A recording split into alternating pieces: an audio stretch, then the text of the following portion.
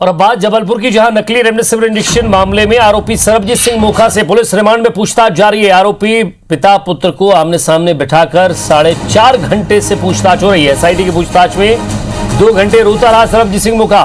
मोखा ने कबूला कि नष्ट किए गए नकली रेमडेसिविर इंजेक्शन थे। गुजरात में फैक्ट्री पर कार्रवाई की खबर पाकर तोड़े गए थे ये इंजेक्शन।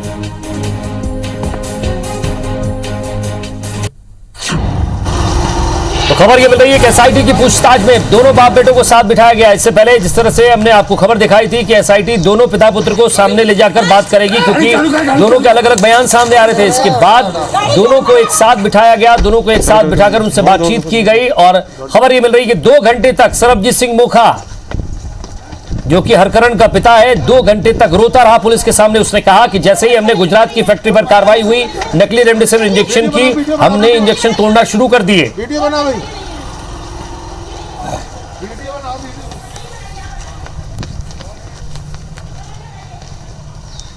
और ज्यादा बातचीत के लिए हमारे संवाददाता विजेंद्र पांडे हमारे साथ जुड़ गए। विजेंद्र, ये दोनों आरोपी पिता पुत्र, इससे पहले जिस तरह से आपकी हमारी बातचीत हुई थी, कल आपने कहा था कि दोनों को एक साथ बिठाकर बातचीत होगी क्योंकि अलग अलग बयान सामने आ रहे हैं। आज दोनों को साथ में बिठाया गया और खबर यह भी मिली कि 2 घंटे तक रोता रहा।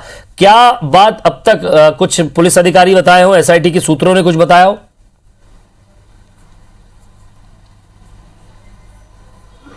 बेशक विजय, पुलिस को इंतज़ार था, एसआईटी को इंतज़ार था कि वो मौका उसे मिले, कि वो मौका से लगातार उसके बेटे के सामने बैठाकर पूछताछ कर सके।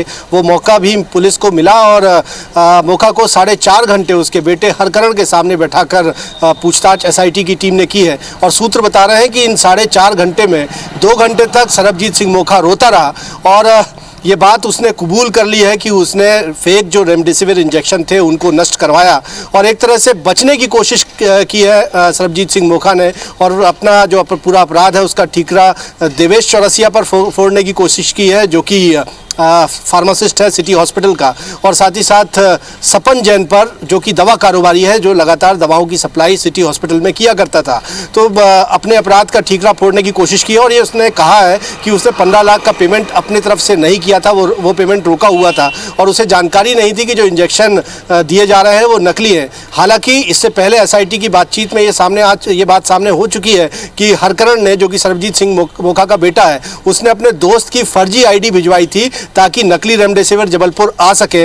इससे माना जा सकता है कि मोखा को ये जानकारी थी कि वो जो इंजेक्शन ले रहा है वही वो नकली है, क्योंकि अगर नकली नहीं होते तो फर्जी आईडी का इस्तेमाल नहीं किया जाता। तो तमाम ऐसी बातचीत है जिस पर अब और आगे पूछताछ करना चाहती है एसआईटी की टीम, और जिस तरह से देवेश और सपन पर ठीकरा फोड़ने की कोशिश मोखा ने की है, लिहाजा अब एसआईटी की टीम एक दिन के लिए देवेश चौरसिया, जो कि फार्मासिस्ट है सिटी हॉस्पिटल का, उसको भी रिमांड पर लेने की कोशिश करेगी ताकि क्रॉस चेक किया जा सके मोखा के बयानों के मद्देनज़र देवेश चौरसिया के बयान लेकर। लगातार ये जो पूछताछ फिलहाल चल रही है विजय, इसमें कई चौंकाने वाले खुलासे भी हो रहे हैं। मसलन अकूत संपत्ति सरबजीत सिंह मोखा की इस जांच पड़ताल में मिली है और ये पता चला है कि 2 लाख स्क्वायर फीट से ज़्यादा की संपत्ति मोखा की जबलपुर शहर में ही है, जबकि इसके अलावा जबलपुर जिले में खासतौर पर गाँवों और ग्रामीण क्षेत्रों में भी बड़ी प्रॉपर्टी है मोखा की। इसकी जानकारी जो लगभग जुटा ली गई है, ये जानकारी साझा करने जा रही है एसआईटी आयकर विभाग के साथ, ताकि आयकर विभाग भी इस पर कार्रवाई कर सके।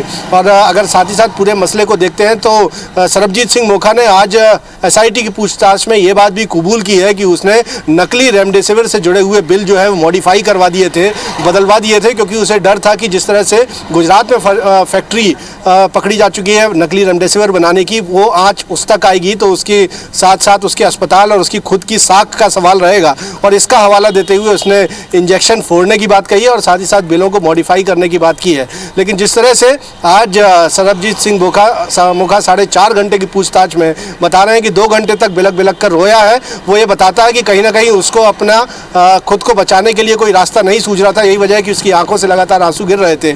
लेकिन उसने कुछ अपराधों को कबूल लिया है, लगभग जो एक इन्वेस्टिगेशन की लाइन थी जिस पर लगातार एसआईटी आगे बढ़ रही थी कि आखिर रेमडेसिविर गुजरात से होते हुए इंदौर कैसे पहुंचे, वही नकली इंजेक्शन जबलपुर तक कैसे आए, सिटी हॉस्पिटल में किन किन मरीजों को लगाए गए, किस तरह से कितने रेमडेसिविर नष्ट किए गए, उनके पेमेंट किस तरह से होना था। ये तमाम बातें एक तरह से सरबजीत सिंह मोखा ने कबूल कर ली, ऐसा एसआईटी के अधिकारी कह रहे हैं, और तमाम और अहम साक्ष्य इस पूछताछ में मिलेंगे।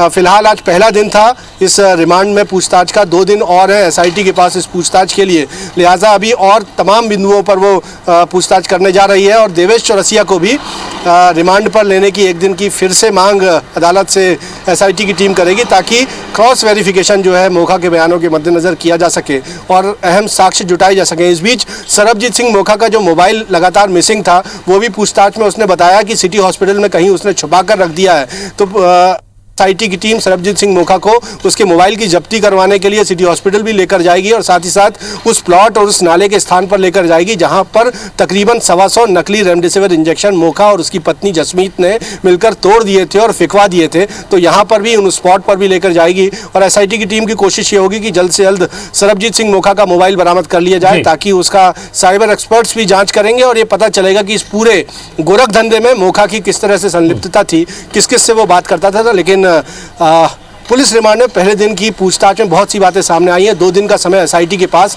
अभी और है। एसआईटी को उम्मीद है कि उसकी इन्वेस्टिगेशन की जो लाइन थी उस पर आगे बढ़ते हुए वो अहम साक्ष्य जुटा पाएगी। विजय, शुक्रिया विजेंद्र इस तमाम बातचीत के लिए।